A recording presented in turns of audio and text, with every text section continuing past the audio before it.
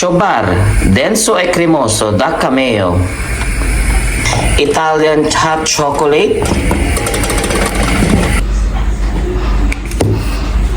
Mga kabeshi, so for today's video, tara at samahan nyo ako magluto ng ating chobar, ang ating hot chocolate. Ayan.